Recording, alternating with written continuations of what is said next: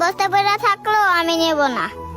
অন্যের টাকা না বলে নেওয়া মানে মহাপাপ। আর আমি এই টাকার ভাগ আমার আপুকেও নিতে দেব না। এই তো কোনো বলছে, কোনো কথা বলবে না, এখানে চুপচাপ দাঁড়িয়ে থাক। দেখো আপু, এই কাজটা কিন্তু তুমি বড় অন্যায় করতেছো। এখন যদি তুমি এই কাজটা করো তাহলে কিন্তু আমি আব্বুকে বলে দিব। এই শোন, এই টাকাটা তো আমরা ভাগ করে নিতেছি, তাহলে আব্বুকে বলার কি আছে?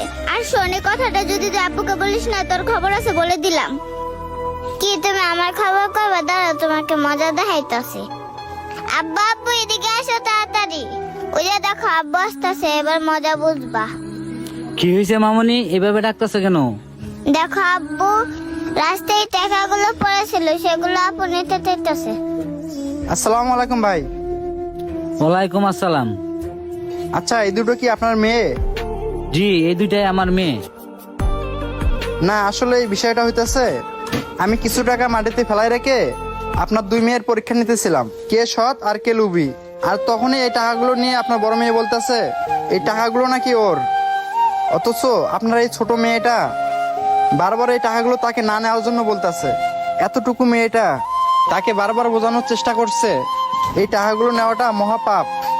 ও ছোট হয়ে এই কথাটা বুঝতে পারলো, কিন্তু ও বড় হয়ে এই কথাটা কিছুতেই মানতে চাইতেছে না। আমার যতটুকু মনে হয় ও কি মাদ্রাসায় লেখাপড়া করে।